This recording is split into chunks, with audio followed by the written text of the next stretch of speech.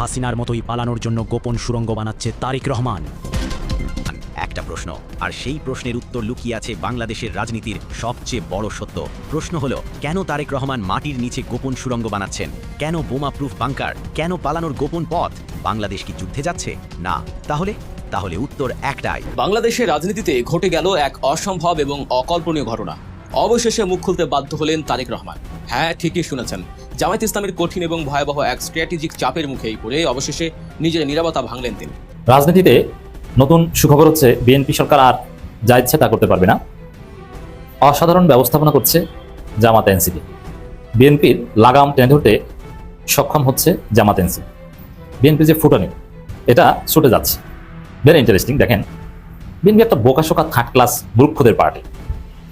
যদি বিএনপি মূর্খ না হতো, হ্যাঁ, বিএনপিতে অল্প কিছু মেধাবী আছে, কিন্তু সেই মেধাবীদের যে মেধার কারসাজি, সেটা বাকি মূর্খদের কারণে ধরা পড়ে যায়। জনাব তারেক রহমান, 3টা কারণে আপনাকে আমরা সন্দেহ করছি আপনি ভারতের সাথে একটা চুক্তি করে রাষ্ট্র ক্ষমতায় এসেছেন। এই 3টা কারণ কেন আপনি পরিষ্কার করছেন না? যদি আপনি এই 3টা কারণ পরিষ্কার করে ফেলেন, তাহলে আপনার ইমেজ সম্মান বৃদ্ধি পাবে। জাতীয় মানবাধিকার কমিশনের চেয়ারম্যান বিচারপতি মঈনুল ইসলাম চৌধুরী এবং তার অপর 4 জন সদস্য, এর ভিতরে গুম কমিশনের যিনি তদন্ত করেছিলেন নাবিলা ইদ্রিস, তিনিও আছেন। এই 5 জন সদস্য একযোগে পদত্যাগ করেছেন। মানবাধিকার কমিশনের এই 5 জন সদস্য একযোগে পদত্যাগ করার মধ্য দিয়ে মূলত রাষ্ট্রের ভিতটাই কাঁপিয়ে দিয়ে গেছেন। তারা কেন পদত্যাগ করেছেন সেটাও ভেরি ইন্টারেস্টিং। এটাও সরকারের জন্য খুব মারাত্মক একটা চপেটাঘাত, এবং সরকার যে জনগণের সাথে একটা তামাশায় লিপ্ত হয়েছে সেটাও প্রমাণ হয়ে গেছে। বাংলাদেশের রাজনীতি হঠাৎ করে উত্তপ্ত হয়ে উঠেছে। খেয়াল করলে চারিদিকে চোখ বুলালে, ঘটনাগুলো দেখলে আপনার কাছে মনে হবে রাজনৈতিক পরিস্থিতি যেন উত্তাল হয়ে উঠছে, উত্তাপ ছড়াচ্ছে, মানুষের উদ্বিগ্নতা বাড়ছে, কিন্তু দেশের মধ্যে বিরাজমান যে সংকটগুলো সেগুলো সমাধান হচ্ছে না। আসসালামু আলাইকুম দর্শক, যেখান থেকে এই ভিডিওটি ক্লিক করেছেন তাদের অনুরোধ করে বলছি, ধৈর্য সহকারে সম্পূর্ণ ভিডিওটি মনোযোগ সহকারে দেখতে থাকুন, কেননা আজকের এই ভিডিওটিতে এমন একটি তথ্য আজকে আপনাদের সঙ্গে শেয়ার করতে যাচ্ছি যা শুনলে আপনারা অবাক হতে বাধ্য হবেন। দর্শক, তারই সাথে ভিডিওর শুরুতেই ভিডিওর যে অংশগুলো আপনারা ইতিমধ্যে দেখেছেন, মূলত সেগুলো ভিডিও নিয়ে আজকের এই ভিডিওটি সাজানো হয়েছে। তো দর্শক, আমি আর কথা বাড়াবো না, মূল ভিডিওতে নিয়ে যাব। তার আগে বলবো, যারা এখনও আমাদের এই চ্যানেলটি সাবস্ক্রাইব করেন, এই প্রতিনিয়ত আপডেট গরম গরম খবর পেতে অবশ্যই আমাদের এই চ্যানেলটি সাবস্ক্রাইব করে পাশে থাকা বেল বাটনটি বাজিয়ে দিবেন। যারা ইতিমধ্যে সাবস্ক্রাইব করে দিয়েছেন তাদেরকে অসংখ্য ধন্যবাদ। দর্শক, না টেনে ধৈর্য সহকারে সম্পূর্ণ ভিডিওটি দেখলে জানতে পারবেন আজকের এই ভিডিওর মূল বিস্তারিত বিষয়। দর্শক, চলুন একটি লাইক দিয়ে সম্পূর্ণ ভিডিওটি আমার মনোযোগ সহকারে দেখে আসি। হাসিনার মতোই পালানোর জন্য গোপন সুড়ঙ্গ বানাচ্ছে তারেক রহমান। একটা প্রশ্ন, আর সেই প্রশ্নের উত্তর লুকিয়ে আছে বাংলাদেশের রাজনীতির সবচেয়ে বড় সত্য। প্রশ্ন হলো, কেন তারেক রহমান মাটির নিচে গোপন সুড়ঙ্গ বানাচ্ছেন? কেন বোমা প্রুফ বাংকার? কেন পালানোর গোপন পথ? বাংলাদেশ কি যুদ্ধে যাচ্ছে? না। তাহলে উত্তর একটাই, তারেক রহমান ভয় পেয়েছেন। কিসের ভয়? জনরোষের ভয়, জামায়াত এনসিপির আন্দোলনের ভয়, গণভোটের রায় না মানার ফলে জনগণ যে কোনো সময় রাজপথে নামতে পারে সেই ভয়। এবং সেই ভয় থেকে বাঁচতে তিনি এখন থেকেই প্রস্তুতি নিচ্ছেন, যেন হাসিনার মতো শেষ মুহূর্তে হেলিকপ্টারে করে পালাতে না হয়, যেন একটা গোপন পথ দিয়ে নিরাপদে দেশ ছেড়ে যাওয়া যায়। এবং এটাই প্রমাণ করছে সরকার জানে তারা জনগণের রায় মানছে না, এবং এর ফল হবে ভয়ঙ্কর। দেখুন পুরো খবর। প্রথমে দেখুন কি হচ্ছে। প্রধানমন্ত্রীর নতুন বাসভবন। কারণ গণভবন এখন জাদুঘর। জুলাই বিপ্লবের পর গণভবনকে জনগণের সম্পত্তি করা হয়েছে, এবং সেটা ঠিক আছে, কিন্তু বিপত্তি শুরু হলো যখন জানা গেল নতুন বাসভবনে কি থাকবে, এবং সেখানেই লুকিয়ে আছে আসল রহস্য। নকশা দেখে জানা গেছে মাটির নিচে অত্যাধুনিক বোমা প্রুফ বাংকার, জরুরি মুহূর্তে পালানোর জন্য গোপন সুড়ঙ্গ বা টানেল, উন্নত বিশ্বের পরাশক্তি দেশের রাষ্ট্রপ্রধানদের মতো নিরাপত্তা বলয়। এবং এসব দেখে পুরো দেশে একটাই প্রশ্ন, কেন? কিসের এত ভয়? বাংলাদেশ কি কোনো যুদ্ধে লিপ্ত? ভারত কি আক্রমণ করবে? মিয়ানমার, চীন, আমেরিকা? না, কেউ না।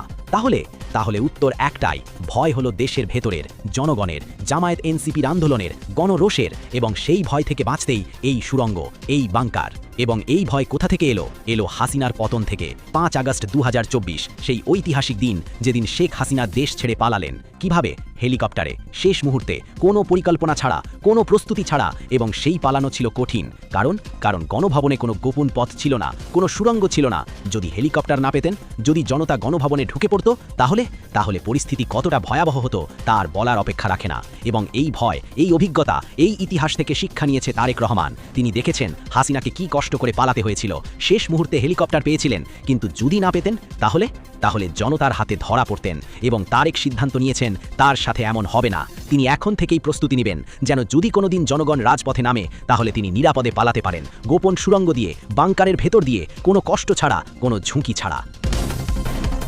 কেন তারেক রহমান মনে করছেন যে তাকে পালাতে হবে?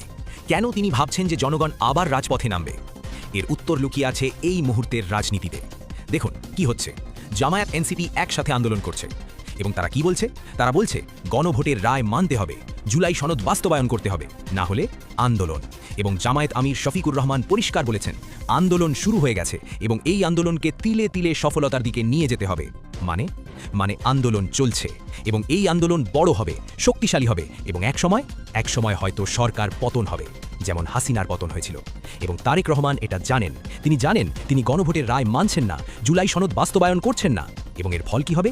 ফল হবে জনরোষ, আন্দোলন এবং শেষ পর্যন্ত হয়তো পতন, তার পতন। এবং তাই তিনি প্রস্তুতি নিচ্ছেন আগে থেকেই, এখন থেকেই, যেন যখন সেই দিন আসবে, যখন জনগণ রাজপথে নামবে, তখন তিনি নিরাপদে পালাতে পারেন। এবং এটাই হলো সবচেয়ে বড় স্বীকারোক্তি।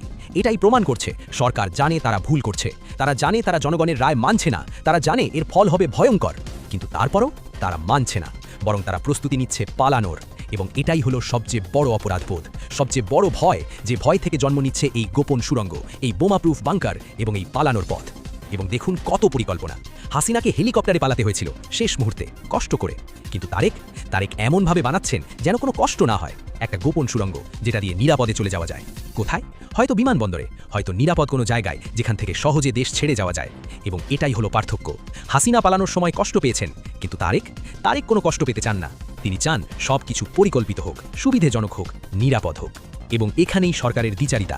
একদিকে তারা বলছে আমরা জনগণের সেবক, আমরা জনগণের জন্য কাজ করছি, জ্বালানি তেলের দাম বাড়ায়নি, ভোজ্য তেলের দাম বাড়ায়নি, কিন্তু অন্যদিকে তারা সুড়ঙ্গ বানাচ্ছে, পালানোর পথ বানাচ্ছে।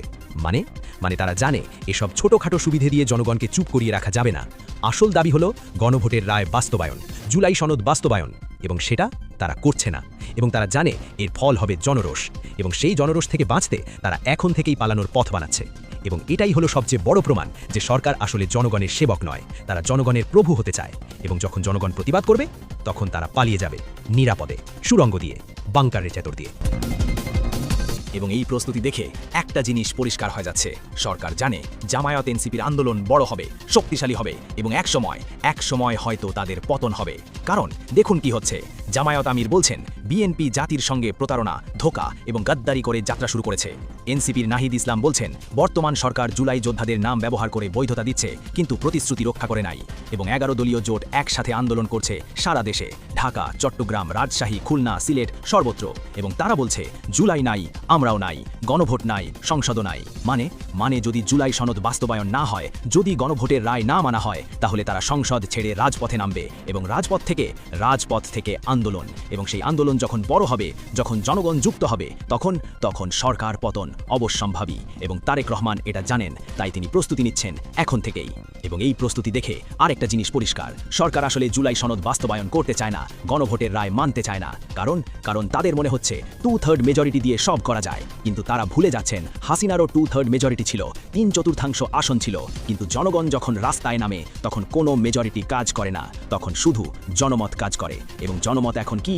জনমত হলো 70% মানুষ গণভোটে ইয়েস বলেছে, 70% মানুষ চায় জুলাই সনদ বাস্তবায়ন, কিন্তু সরকার মানছে না।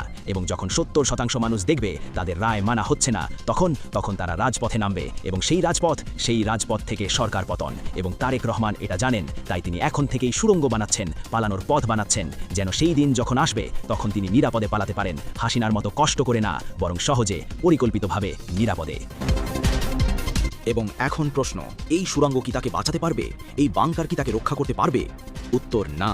ইতিহাস সাক্ষ্য দেয়, যখন জনগণ রাস্তায় নামে, তখন কোনো সুড়ঙ্গ, কোনো বাংকার, কোনো গোপন পথ কাউকে বাঁচাতে পারে না।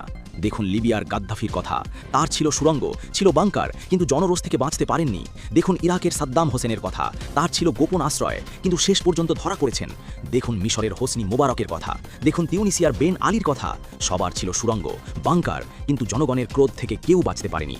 এবং বাংলাদেশে দেখেছি এরশাদের পতন, দেখেছি হাসিনার পতন, এবং এখন হয়তো দেখব তারেকের পতন।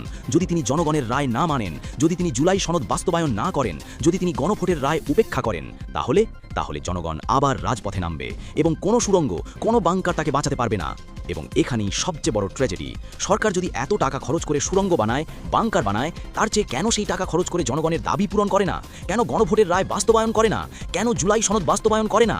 এবং উত্তর, কারণ তারা জনগণের সেবক নয়, তারা জনগণের প্রভু হতে চায়। তারা চায় 2/3 মেজরিটির জোরে সব করা, জনগণের রায় উপেক্ষা করা, এবং যখন জনগণ প্রতিবাদ করবে তখন পালিয়ে যাওয়া নিরাপদে সুড়ঙ্গ দিয়ে। এবং এটাই হলো তাদের মানসিকতা। জনাব তারেক রহমান, 3টা কারণে আপনাকে আমরা সন্দেহ করছি আপনি ভারতের সাথে একটা চুক্তি করে রাষ্ট্র ক্ষমতায় এসেছেন। এই 3টা কারণ কেন আপনি পরিষ্কার করছেন না? যদি আপনি এই 3টা কারণ পরিষ্কার করে ফেলেন তাহলে আপনার ইমেজ, সম্মান বৃদ্ধি পাবে এবং আমরাও বুঝতে পারবো আপনি রিয়েল নির্বাচনের মাধ্যমে নির্বাচিত হয়ে দেশের প্রধানমন্ত্রী হয়েছেন। আপনার প্রতি আমাদের ভরসা, কনফিডেন্সটা বাড়ানোর জন্য এই 3টা প্রশ্ন কেন জাতি বারবার করছে আপনাকে। এই 1 নাম্বার হলো রেজওয়ানা আহমেদ, যে নাকি উপদেষ্টা ছিলেন গত নির্বাচনে, কারসাজি করে জামাতকে 168টার ভিতরে 100টা সিট কেটে আপনাকে দিয়েছে, আর জামাতকে শুধু 68টা সিট দিয়েছে, তার নিজের মুখের কথা। এরপরও রেজওয়ানাকে কেন আপনি আইনের হাতে তুলে দিচ্ছেন না? কেন রেজওয়ানাকে গ্রেফতার করছেন না? কেন গ্রেফতার করে এই বক্তব্য দেওয়ার কারণ জানতে চাইলেন না? যদি এটা মিথ্যা হয়, এতদিন পর্যন্ত আপনার স্বরাষ্ট্রমন্ত্রী এত মানুষকে গ্রেফতার করতেছে, 111-এর অনেক নায়কদেরকে গ্রেফতার করতেছে, সেনাবাহিনীর তারা উচ্চ কর্মকর্তা ছিল তাদেরকে গ্রেফতার করতেছে, তাদের চাইতেও কি রেজওয়ানা আরও বেশি শক্তিশালী? যে আপনি প্রধানমন্ত্রী হইয়াও আপনার মুখের উপরে ছেড়ে দিল যে আপনি নির্বাচিত প্রধানমন্ত্রী না, প্রধানমন্ত্রী নির্বাচিত ডাক্তার শফিকুর রহমান, জামাত সিট পেয়েছিল, জামাতের সিট কেটে আপনাকে প্রধানমন্ত্রী বানিয়েছে। এই চ্যালেঞ্জটা যেহেতু আপনি জবাব দিচ্ছেন না, এতে কিন্তু আমাদের আপনার প্রতি সন্দেহ হতেই পারে। দেশের একজন নাবালক শিশু পর্যন্ত এটার জন্য আপনাকে সন্দেহ করছে। দ্বিতীয়ত হলো ডক্টর খলিলুর রহমান, যে নাকি উপদেষ্টা ছিলেন, সেই হলেন প্রধান উপদেষ্টার সাথে যখন এই খলিলুর রহমান, যখন ডক্টর ইউনূস সাহেব এই খলিলুর রহমানরে যখন তার নিরাপত্তা উপদেষ্টা করলেন, তখন আমরা দেখলাম সেনাবাহিনীর সাথে তার সম্পর্কের ফাটল এবং অনেক কাজই সে করতে পারছিলেন না, সেনা প্রধান তাকে ভ্যালু দিচ্ছিলেন না। সেই ডক্টর খলিলুর রহমানকেই কেন আপনি পররাষ্ট্রমন্ত্রী হিসাবে বেছে নিলেন? আপনার দলের ভিতরে এত যোগ্য প্রাজ্ঞ মানুষ থাকতে ডক্টর মঈন খানের মতন স্যার, যে নাকি পুরা 17টা বছর আপনি যখন ছিলেন না, তিনি আন্তর্জাতিক লবিংটা করেছে বিএনপির পক্ষে, তো উনাকে পররাষ্ট্রমন্ত্রী না বানিয়ে আরও যোগ্য অনেক মানুষ আছে আপনার দলে, কেন ডক্টর খলিলুর রহমানকে আপনি পররাষ্ট্রমন্ত্রী বানাতে বাধ্য হলেন? বিষয়টা আপনি কিন্তু পরিষ্কার করেন নাই। এই 2টা বিষয় হলো গুরুত্বপূর্ণ বিষয় যে আপনি পরিষ্কার করতেছেন না। তারপরে কেন আপনি ভাবতেছেন যে আমরা আপনাকে কেন বিশ্বাস করছি না? এটা তো আপনি অবিশ্বাসী আমাদেরকে বানিয়ে রাখলেন। তারপরে 3 নাম্বার হলো আপনি হলেন দেশের প্রধানমন্ত্রী, সংসদে যেভাবে প্রধানমন্ত্রী কথা বলার কথা, জবাব দেওয়ার কথা, বা সংসদ নেতা হিসাবে যে ভূমিকা পালনের কথা, পুরাটাই করছে সালাউদ্দিন সাহেব, স্বরাষ্ট্রমন্ত্রী সালাউদ্দিন সাহেব। এছাড়াও তো আপনার আরও সিনিয়র মন্ত্রী আছে, তারা কিন্তু কোনো কিছুতে হাত দিচ্ছেন না, কিন্তু স্বরাষ্ট্রমন্ত্রী সব বিষয়ে নাক গলাচ্ছেন আপনার সামনে। মনে হচ্ছে যে আপনি সংসদের শিশু আর সে হলো সংসদের শিক্ষক।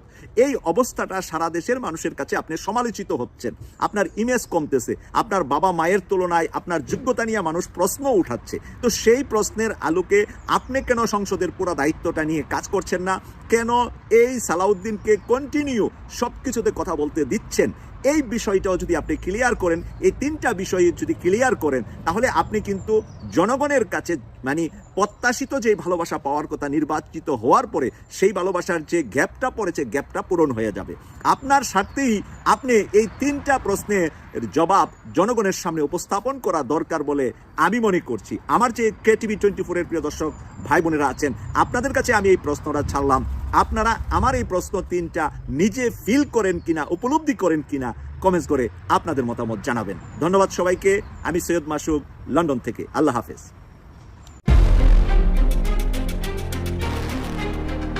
বাংলাদেশের রাজনীতিতে ঘটে গেল এক অসম্ভব এবং অকল্পনীয় ঘটনা।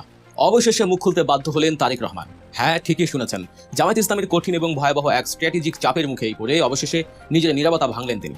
দিনের পর দিন যে মানুষটি একটি অতি গুরুত্বপূর্ণ ইস্যুতেও একেবারে নিশ্চুপ ছিলেন, যাকে নিয়ে খোদ সাধারণ জনগণ থেকে শুরু করে সোশ্যাল মিডিয়ায় সমালোচনার ঝড় বয়ে যাচ্ছিল, সেই তিনি শেষ পর্যন্ত পিছু হটতে বাধ্য হলেন।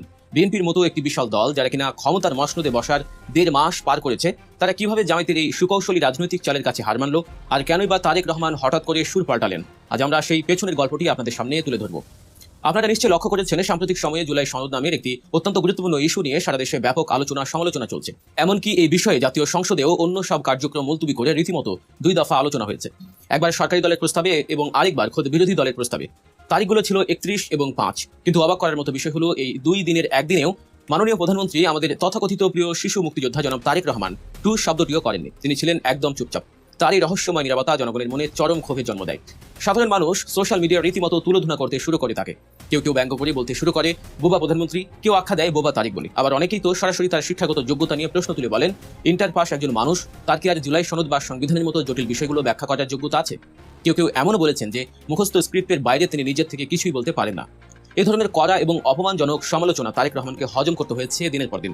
সবচেয়ে আশ্চর্যের বিষয় হলো, বিরোধী দলের এমপিরাও বারবার প্রধানমন্ত্রীকে এই বলে ঘোচা দিচ্ছিলেন যে সংসদে নেতা উপস্থিত থাকা সত্ত্বেও তিনি কেন এই জুলাই সনদের ব্যাপারে কোনো কথা বলছেন না। খোদ সালাউদ্দিন আহমেদ কেন কথা বলছেন? সংসদেও এই নিয়ে তুমুল তর্ক বিতর্ক হয়েছে, কিন্তু তাতেও তারেক রহমানের টনক নড়েনি। তিনি তার নীরবতার ব্রত পালন করেই যাচ্ছিলেন।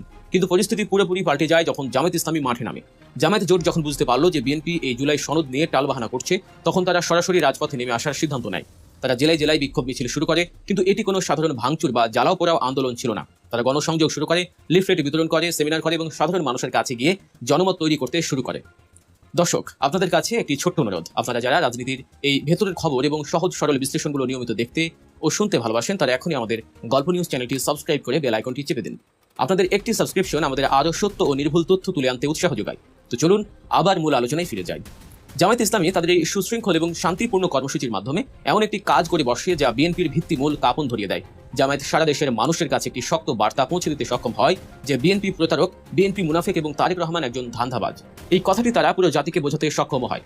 এই পরিস্থিতি দেখে তারেক রহমান এবং বিএনপির শীর্ষ নেতারা রীতিমতো ভয় পেয়ে যান। তারা ক্ষমতায় এসেছেন মাত্র 1.5 মাস বা তার সামান্য কিছু বেশি সময় হলো, আর এর মধ্যেই পুরো জাতি তাদেরকে মুনাফিক এবং প্রতারক হিসেবে চিহ্নিত করতে শুরু করেছে। 1.5 মাসের মাথায় বিরোধী দল থেকে শুরু করে সাধারণ জনগণ যদি ক্ষমতাসীন দলকে মুনাফিক বলে গালি দেয়, তবে সেই সরকারের টিকে থাকা যে কতটা কঠিন সেটা তারেক রহমান খুব ভালো করেই বুঝতে পেরেছিলেন।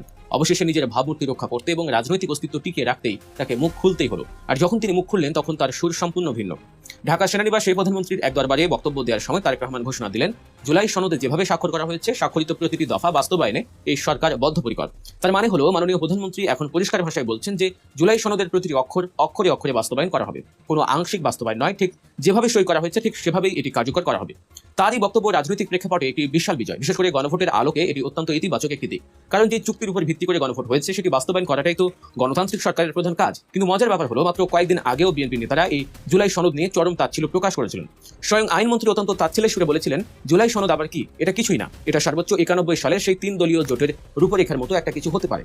শুধু আইনমন্ত্রী নন, তারেক রহমান থেকে শুরু করে বিএনপির অনেক শীর্ষ নেতাই জুলাই সনদ বাস্তবায়ন নিয়ে সন্দেহভাজন আচরণ করেছিলেন। কিন্তু জামায়াতের সেই মুনাফিক ট্যাগিং এর ভয়ে আজ তারা সবাই বলতে বাধ্য হচ্ছেন যে হ্যাঁ, আমরা জুলাই সনদ অক্ষরে অক্ষরে বাস্তবায়ন করব। এখন প্রশ্ন হলো, জামায়াতের এই জেলা পর্যায়ের শান্তিপূর্ণ আন্দোলন তারেক রহমান এত ভয় পেলেন কেন? এতে কি বিএনপি সরকারের দেশ চালাতে কোনো অসুবিধা হচ্ছিল, যানজট হচ্ছিল? না, এর কিছুই হয়নি। কারণ জামায়াতের লোকজন খুবই সুশৃঙ্খল। তারা সাধারণ মানুষের কয়েক মিনিটের জন্য রাস্তা বন্ধ করে কোনো বিশৃঙ্খলাও তৈরি করেনি। একদম শান্তিপূর্ণ আন্দোলন ছিল। তারেক রহমানের ভয়ের আসল কারণ ছিল বিশ্বাসযোগ্যতা। জামায়াতের প্রচারণার ফলে বাংলাদেশের প্রতিটি মানুষ বিশ্বাস করতে শুরু করেছিল যে বিএনপি সত্যি প্রতারক এবং মুনাফিক। তারা কথা দিয়ে কথা রাখে না। মানুষ ভাবছিল তারেক রহমান গণভোটে হ্যাঁ পক্ষে অবস্থান নিলেও এখন তিনি গণভোট বাতিল করার ষড়যন্ত্র করছেন। তারা জুলাই সনদকে অস্বীকার করছেন। জনগণের মনে এই যে অবিশ্বাসের বীজ বোনা হয়ে যাচ্ছিল, সেটাই ছিল তারেক রহমানের জন্য সবচেয়ে বড় আতঙ্কের বিষয়। তবে তারেক রহমান এখন ঘোষণা দিলেও প্রশ্ন থেকে যায়, তারা কি সত্যি এটি বাস্তবায়ন করবে? কারণ অতীতে বিএনপি বা তাদের শীর্ষ নেতাদের কথা দিয়ে কথা না রাখার অনেক নজির আছে। আমরা দেখেছি তত্ত্বাবধায়ক সরকারের ইস্যুতে খালেদা জিয়াও শুরুতে কেমন আচরণ করেছিলেন। 90 বা 91 সালে তত্ত্বাবধায়ক সরকারের ইস্যুতে যখন ঐক্যমত হয়েছিল, তখন সেই সরকার বাতিল করে দিতে চেয়েছিলেন খালেদা জিয়া। তিনি সেটা অস্বীকার করে দলীয় সরকারের অধীনে 96 সালে নির্বাচন দিয়েছিলেন। তাই খালেদা জিয়ার ইতিহাস যেখানে কথা না রাখার, সেখানে তারেক রহমানের কথা চোখ বন্ধ করে বিশ্বাস করার কোনো কারণ নেই। তারেক রহমানকে এজন্য ধন্যবাদ যে তিনি শেষ পর্যন্ত জুলাই সনদ বাস্তবায়নের কথা মুখে অন্তত বলেছেন, কিন্তু তিনি এটি কবে বাস্তবায়ন করবেন এখন মনে রাখা জরুরি যে পুরো জুলাই সনদ বাস্তবায়নের জন্য 180 দিনের একটি বাধ্যবাধকতা রয়েছে। 180 দিন পার হয়ে যাওয়ার পর একদিনও অতিরিক্ত সময় নেওয়ার কোনো সুযোগ নেই, এর মধ্যেই তাদের এটি বাস্তবায়ন করতে হবে। ইউনূস সরকারের আমলে অনেক সংস্কারমূলক অধ্যাদেশ 30 দিনের মধ্যে বাস্তবায়নের বাধ্যবাধকতা ছিল, তার মধ্যে অনেকগুলো হয়েছে আবার অনেকগুলো হয়নি। যেগুলো হয়নি সেগুলো হয়তো নতুন করে সংশোধিত আকারে আবার উত্থাপন করা হবে, কিন্তু জুলাই সনদের ক্ষেত্রে টাইম লাইনটা হলো 6 মাস বা 180 দিন। আমরা আপাতত বিশ্বাস করতে চাই যে এই 6 মাসের মধ্যেই প্রধানমন্ত্রীর যে প্রতিশ্রুতির আলোকে জুলাই সনদ অক্ষরে অক্ষরে বাস্তবায়নের কথা তিনি বলেছেন সেটি বাস্তবায়ন হবে। তবে আমরা এটাও জানি যে কাজ সম্পূর্ণ হওয়ার আগ পর্যন্ত রাজনীতিতে কাউকেই পুরোপুরি বিশ্বাস করা যায় না। আসাদুজ্জামান বা সালাউদ্দিনরা যখন উল্টাপাল্টা কথা বলছিলেন তখন তারেক রহমান হয়তো তাদের ঢাল হিসেবে ব্যবহার করছিলেন, কিন্তু জামায়াতের অব্যাহত চাপের মুখে তিনি বাধ্য হয়ে আসলে রাস্তায় ফিরে এসেছেন। তাই জামায়াত ইসলামীকে তাদের এই চাপ প্রয়োগের রাজনীতি অব্যাহত রাখতে হবে, কারণ জামায়াত যদি এখন আন্দোলন বা চাপ শিথিল করে দেয় তবে বিএনপি আবারও উল্টো পথে হাঁটা শুরু করবে, আবারও তারা প্রতারণার আশ্রয় নেবে। তাই জুলাই সনদের পুরোপুরি বাস্তবায়ন না হওয়া পর্যন্ত রাজপথের এই সুকৌশলী চাপ ধরে রাখাটা অত্যন্ত জরুরি। দর্শক, বাংলাদেশের রাজনীতির এই জটিল সমীকরণ এবং পর্দার আড়ালের এই ঘটনাগুলো আপনাদের কেমন লাগলো? তারেক রহমান কি সত্যি 180 দিনের মধ্যে জুলাই সনদ বাস্তবায়ন করবে নাকি আবার কোনো নতুন রাজনৈতিক চাল চালবেন? আপনাদের মূল্যবান মতামত অবশ্যই কমেন্ট করে জানাবেন। আর হ্যাঁ, রাজনীতির এমন আরো নিখুঁত, সত্য ও সহজ সরল বিশ্লেষণ পেতে আমাদের গল্প নিউজ চ্যানেলটি সাবস্ক্রাইব করতে ভুলবেন না। ভিডিওটি ভালো লাগলে লাইক দিন এবং অন্যদের সাথে শেয়ার করুন। ভালো থাকবেন, রাজনৈতিকভাবে সচেতন থাকবেন। আল্লাহ হাফেজ। সুপ্রিয় দর্শক, আশা করি সম্পূর্ণ ভিডিওটি মনোযোগ সহকারে দেখলেন এবং সবগুলো বিশ্লেষকের বিস্তারিত আলোচনা মনোযোগ সহকারে শুনলেন। দর্শক, এই ভিডিওটি সম্পর্কে আপনার মূল্যবান মতামতটাকে আমাদের কমেন্ট বক্সে অবশ্যই জানিয়ে যাবেন। এরকম প্রতিনিয়ত আপডেট গরম গরম খবর পেতে অবশ্যই আমাদের এই চ্যানেলটি সাবস্ক্রাইব করে রাখবেন। আজকের মতো এখানে বিদায় নিচ্ছি, দেখা হবে নতুন একটা ভিডিওতে। ততক্ষণ পর্যন্ত সুস্থ থাকবেন। আল্লাহ হাফেজ।